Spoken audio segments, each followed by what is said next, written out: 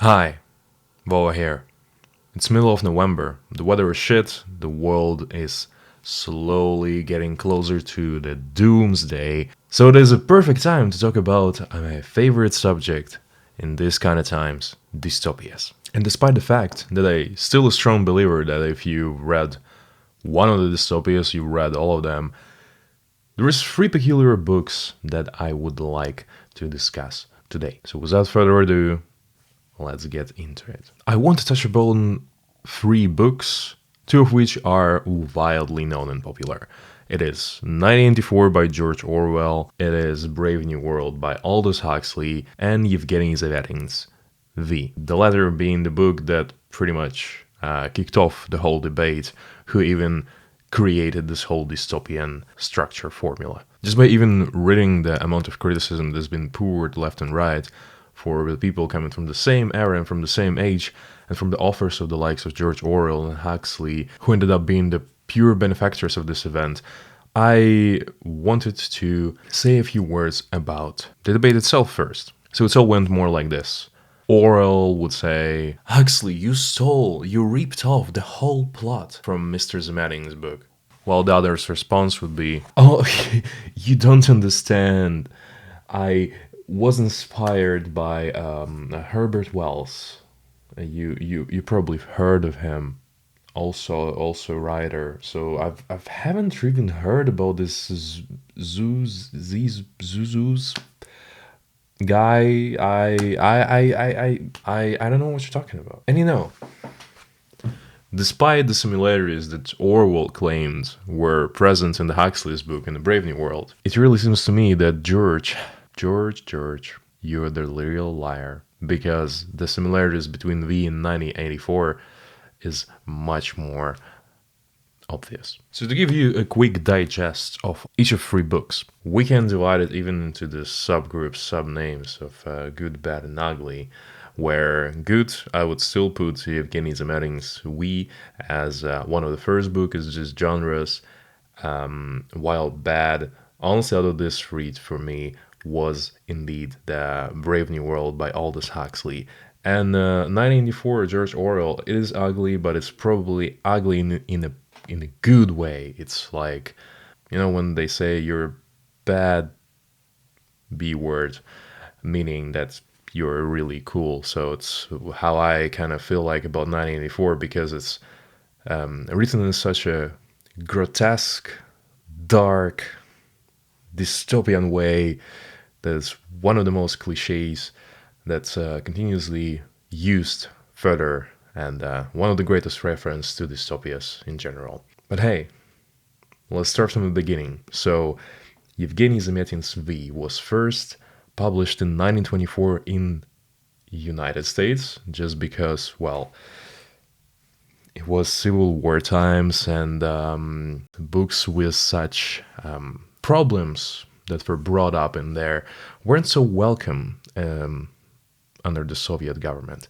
So it is quite understandable why Zamyatin couldn't really release the book in Russian first, even though he wrote in that language. So the book got translated and first released in English in 1924, and the Russian version of the script was published only in 1953. So it also says a lot that it first became more known to the Western audience, despite, the author hailing from quite the opposite side of the world. The book pretty much is a diary of one of the numer, which is a number. Pretty much all the people don't really have a name like we do. They all just have a letter and a number addressed to it. And this is how people usually refer to each other. They just have a code name and not an actual name. Something that Huxley and Orwell decided not to go for, while Zamyatin was brave enough, and I think it makes total sense to give like a code name to a person. It kind of dehumanizes the person even more, just putting them even further out of their individuality, right? Because our name is how we getting called by. I mean, code name is kind of the same. It's maybe just a nomenclature way to call somebody like your full name or something. but it still kind of takes the part of your personality in a way, right? If you're just a number. Then I think what Orwell and Huxley, when trying to steal stuff, decided not to go in the most obvious route, because probably that would be more frowned upon than some other references that happened. But nevertheless, so the main character, D503, is writing a diary, and he's writing everything about how his life is going on, that he's living in this ultimate state that conquered the whole world, and they have this whole wall built around their little world that they're living in that protects them from the outside, and they all hailing the great one, the great creator, the person who kind of rules them all, similar to what Orwell called Big Brother 20 years later. But D503 was actually living a pretty chill life.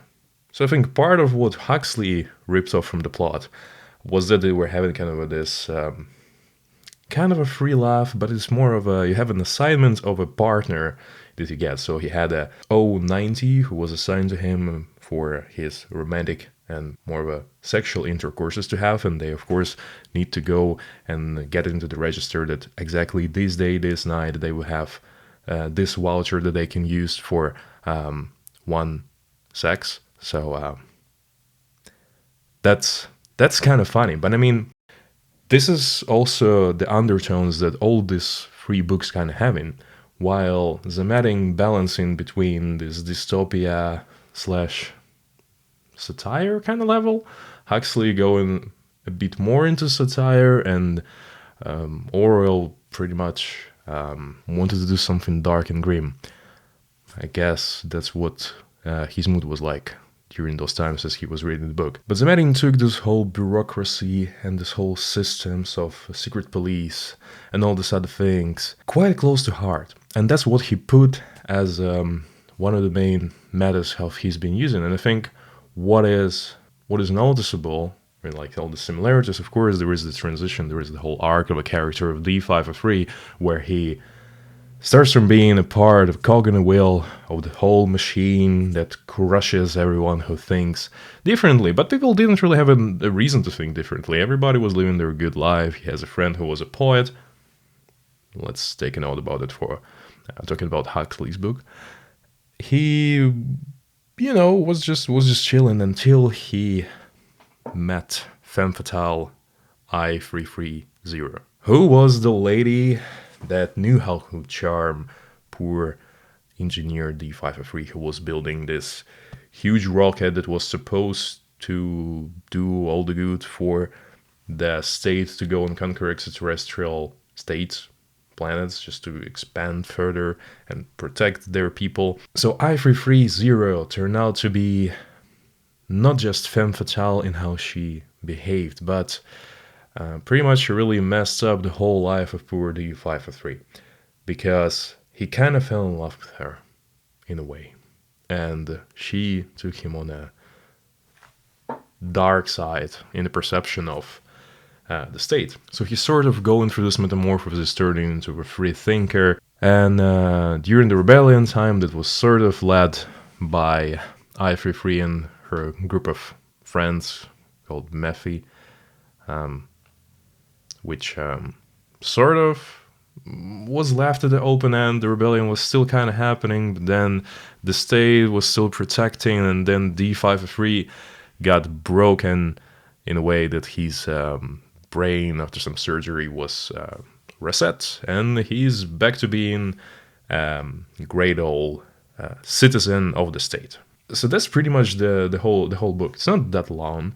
And of course, omitting a lot of details, and I think there is quite some criticism that is going inside of the book. But long story short, this is how it went. It pretty much says us how, due to specific circumstances, people, despite being part of the system, started to challenge the status quo. But at some point in time, the system still kind of crushes them back, I guess. So that's kind of the way we can put it out of there.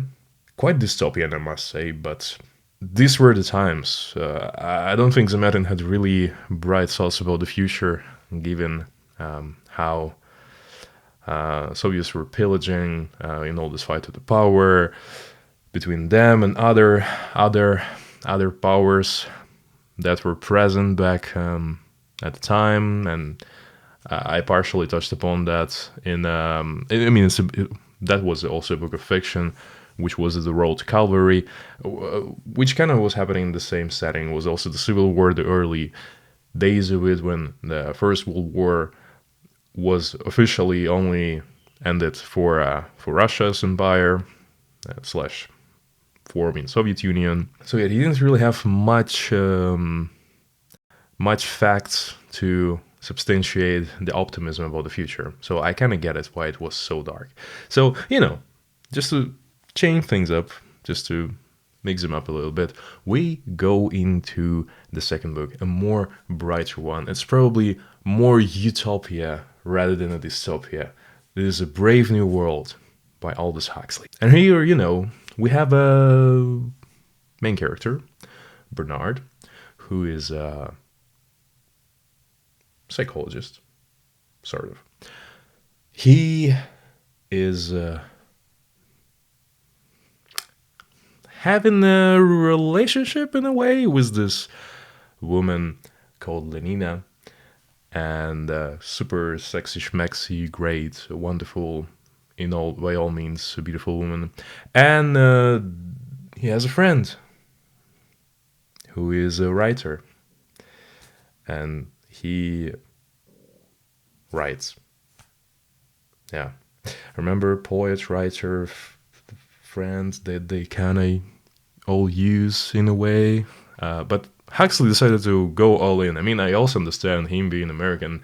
It's kind of with this socialist criticism, so it was not just about the mockery of bureaucracy, but rather socialism. So what now? You're removing the institute of family, so it's all free love everywhere? Because, actually, in Brave New World, they're considering that people gonna be created through the artificial wombs. So really, there is no pregnancy anymore, so people are not created the natural born way. And from the get-go, people are being assigned their role in the society depending on how clever they're going to be, what kind of skill set they're going to have, and this is pretty much from the very day they are born, they are predicted their future. So they all live in this kind of castes in a way.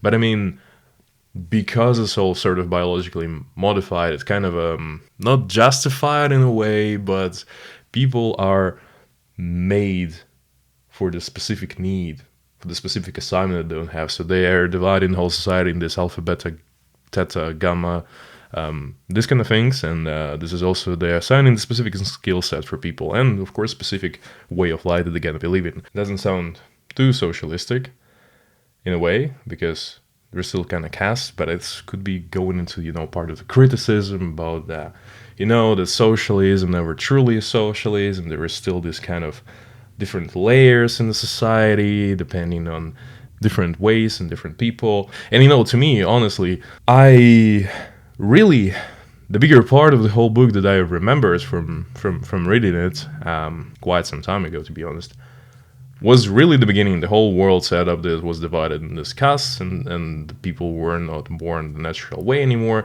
That's kind of what kind of grasped my attention, because rather further the plot was, the whole conflict built upon that there is like a preservation, an island where there are still those savages who live the old way. They give birth, they have pregnancy, and oh my god, it's so crazy things are happening over there. So people from the brand new world, they are just going there like to the zoo, checking how those traditionalists are living. It's kind of messed up. So they found a woman who actually used to live together with them, but then she, got pregnant, and I guess in this brave new world, they were all pro-life.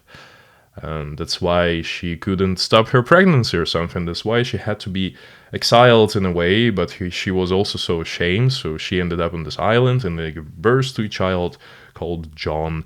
That's kind of a protagonist, one of the main protagonists of this whole story. So Bernard and Lenina, who went there for their vacation, they decided to take the guy together with them, bring them to the world, and he pretty much went mental. He couldn't really understand how this whole thing is going on. He also fell in love with this Lenina, who, this whole society is built in a way different way, so there is no sort of institute of actual relationships. You can go and have sex with anyone you want. So you like say, hey, I like you, let's go do a quickie.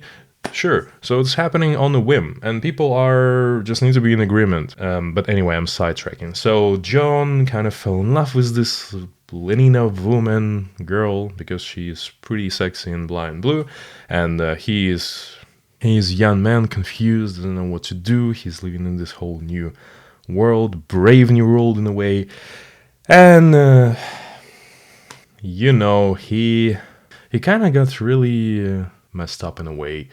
So it all ended up pretty tragically, and he ended up hanging himself just because of he couldn't really understand the society that he appeared to be in. And I mean, in a way, it makes sense if your whole life you were living in some much more modest and traditional world, and you are being brought into this whole totally new system that doesn't really share much of a similarities. The way people understand many things, they have almost like 180, such a polar worldview on what is going on and how the life needs to be happening. So it's kind of understandable why this is the end for John.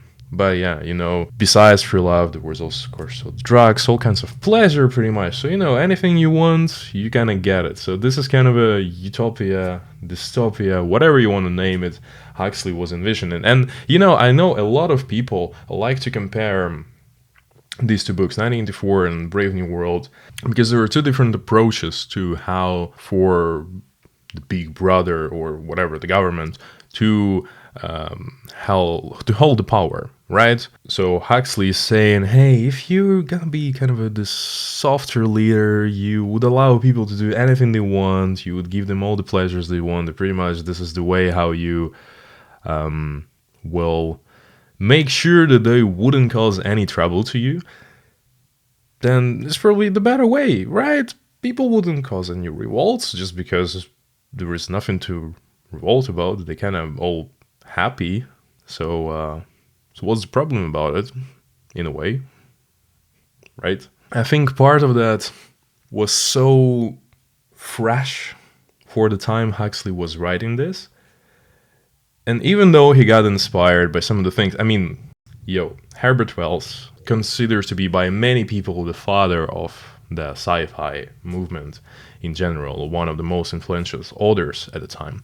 I kind of get it that a lot of people got influenced by him, but it also, it just could be the era. It was the First World War, it was kind of the aftermath of it. People got similar ideas, and this is the way Huxley was like, okay, maybe this is how it's gonna roll few hundred years from now. I mean, he even called the era like a Ford era, kind of criticizing-ish the whole conveyor production line style that Ford introduced. So it's also anti-capitalist I doubt it. For the time, it was enough satire in his book for people to find it really cool. And you remember, right, from my wonderful sketch with caps, that George Orwell was accusing Huxley of ripping off the plot from Zamyatin. Well, there are some similarities, right? There is this outside world that there are some other people living in. There is this whole system where everybody kind of seems to be happy in how they live. Zamyatin's one is much more totalitarian, but main character is male. Checks.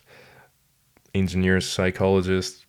I mean, if he also would have been an engineer, it would have been weird, right? It would be like straight up a ripoff. So of course he wouldn't say that. The woman, check. The woman that kind of changed the whole course of situation. I mean, femme fatale from Zamyatin's book. and the random girl that gave birth to John, kind of turning points in the whole story, but incomparable. I mean, Lenina, like the girlfriend of Bernard, not girlfriend, but this woman, kind of encompasses both in a way. And all 90 actually also really wanted to become pregnant, so maybe this is kind of I mean, I think the characters are just kind of a superficial in a way, and there is nothing really to rip off. I mean, poet and the writer, okay, whatever. It's like maybe it was a reference, but we'll never know. Orwell, on the other hand, the man was fighting for the righteous way to represent and condemn Huxley's work, despite Kurt Vonnegut's sort of laughing, saying that he ripped off his plot from Huxley's book, while Huxley stripped it off from Zamyatin. Orwell, in a way, kind of shouldn't have been claiming things that he's been claiming, because 1984, I feel like, is much closer to a ripoff from Zamyatin rather than Brave New World. I think everyone has heard about the book, and they thoroughly enjoyed it. I mean, plot-wise, there is like 3 parts, and if it would be a graph, I could represent it like this. So there is like a graph, right? So the first part is probably somewhere here in the middle. Yeah, and then the second part, when there's a bit more about his relationship with Julie, is kind of in terms of intensity level going here. But then the torture part, Jesus Christ! I hope this is not saying that I'm a psychopath or something, but really that's where all the suspense and where all the I think point that Orwell was trying to make exactly was encompassed in part 3. So that is why between these 3, 1984 is still my favorite. Maybe it is kind of a deducting effect, because this is also the first book out of this 3 that I read. And I read it a while ago, and I remember the plot, like in some schematic way at this point. I do, of course, remember more of the things emotions that I got from the book in the end, and maybe missing some of the plot details, but long story short, Winston, the main character, working in the Ministry of Truth, he is rewriting the history. Whoa! Everybody rewriting the history. I want to say these days, but actually it has been like that all the time. He has some weird feelings in his head. So he's living in this dystopian society where the big brother is watching him, and the big brother, this semi-mythological figure that controls the whole society. And he kind of doesn't really dig the relationship. They don't really vibe in between each other in a way. He doesn't really like the idea of the big brother, sort of. So he got a diary and started to write them out. So the diary, huh? You see? Yeah? And then he got in touch with this woman, Julia, who first he thought was spying on him, because of course he was scared that if the secret police, the Ministry of Law, will find out about his diary where he was writing some bad words about the big brother, his day will be ended. He'll be done for forever. And that's why at first he didn't really trust her, but then he received a love letter from her, and he was like, God damn, I actually like the girl. And it turned out that she also condemns everything that Big Brother did and everything that Ministry of Love does. And, oh irony, they don't like Ministry of Love, but they fell in love. So this is kind of how it all went on. They started to have this relationship and blah and blah. This is the part I don't remember as much. So that became a point when they got caught. And I think they got caught by the guy who actually sold the diary to Winston. And Winston was having suspicions that there were some people in sort of close to government. They were planning the rebellion against the Big Brother, and he was like, "Yeah, everybody gonna get free." But apparently not really, because it's most likely that rebellion group was more to overtake the power and become the big brother themselves, because big brother is rather an idea rather than the actual big brother. Or am I already mixing it up with equilibrium? Nevertheless, we are moving into this kind of a torture sequence. And I don't really want to spoil anything, because this is indeed the best part of the book.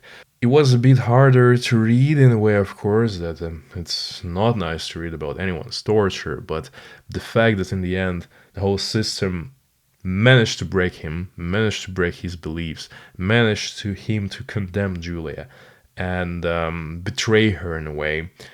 The irony that after he said that he loves Big Brother and got released, and he actually met Julia, who he kind of said, okay, yeah, kill her, just don't kill me, I don't want the tortures anymore. And turned out that she kind of did the same, so their love, of course, broke, because, I mean, hard to have an affection towards the person whom you just betrayed, especially when it was mutual. You know, first you have mutual attraction, then you have a mutual betrayal. This is pretty much the love in the 1984 was like that. And you know, he got to love Big Brother.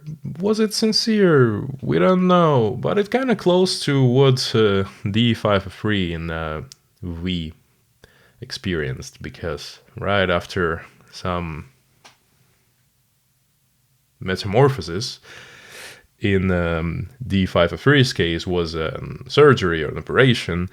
In Vincent's case was a mental torture. You know, different ways, different approaches.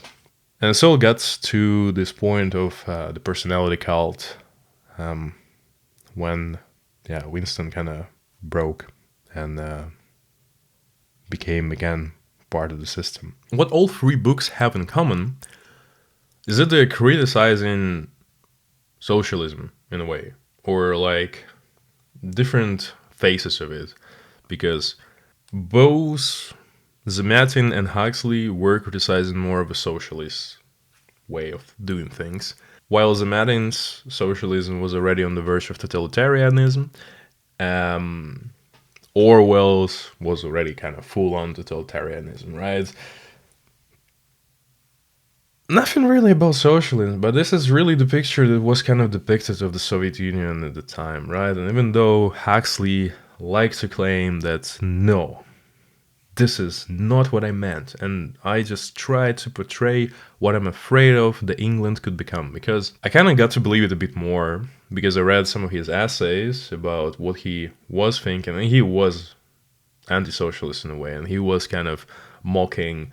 There has actually turned out to be quite a lot of big socialist movement in England back in the days, back at his times. It was like 40s, especially during the Second World War, when the Soviet Union became the power that managed to break the whole eastern frontier in a way and fight back Germany all the way to Germany, to Berlin. So a lot of people were using this as an argument that the Soviet system was superior to what England had, because England was suffering kind of for a while from defeats and kind of indecisiveness and how they want to approach the war in a way. So, you know, it's, again, super superficial outlook on how the Soviet feels in a way, wanted to use the warfare wins to their favor. You know, just like politicians do to these days as well. So there's definitely, you can see some influence of Zamyatin's work, especially Zamyatin kind of already imagined what this whole socialist / totalitarian system would become. He was, of course, already mocking her in a way, and it was really early days of Soviet Union, right? When he finished the book in 1921, it was really, really early days. So he haven't seen it all. He was trying just to predict what was going on. And Huxley was like, when you give people prosperity and economical growth, it's so much easier to get a hold of them rather than with some punishments, right? There is usually this kind of saying, then you can give a whip or you give a donut. It's not really a direct translation of the saying, but you get what I'm saying. Of course, it's in a softer state, so to say, where people think that they have more power. And when they live in kind of a prosperous life, because, other super pure democracies in the really poor states, do people live nicely there? Do they... this is usually also the countries where some despots or totalitarian leaders would more easily come to power because the masses are living poorly, so they probably more eager to believe someone who is saying that they will be able to solve their problem. Which is, when people are in a difficult situation, they probably more eager to believe anyone who is there to kind of there to save the day in a way. So I kind of get it that this wasn't even the discussion. Which of the approaches are different, right? These are two fictional books. And it could be claimed that all the politicians from the West, from these rich developed countries, are using Huxley's book as a proper manual on how to keep people intact. But I wouldn't be so naive. Yeah, I think just people were predicting different futures, but more in a way of what they were more scared of. Not necessarily represent or recreate the most real future out there, right? Nevertheless, this was my talk about the 3 dystopias. I hope you enjoyed this short, not so short rant about these 3 books. I adore this topic in general, this topic of dystopias, the topic of future. Maybe if you feel like listening about the future or the podcast about it, we actually had a podcast about a year ago with my good friend Mary, where we spoke about the future and some of our thoughts about that. I think it would be great if you can check it out. I'm gonna leave the link right here or here. One of the sides, you'll see the pop-up. And of course, would love to hear your thoughts down in the comments about those books, about their future. And I read somewhere that by 2050 we kind of get fully annihilated because of some climate problems, and this is what some mega computer calculated. But it's probably not the best note to finish the video, but it kind of goes well with all the dystopian narrative. So have a great day, I guess. Like, subscribe, and I'll see you next time.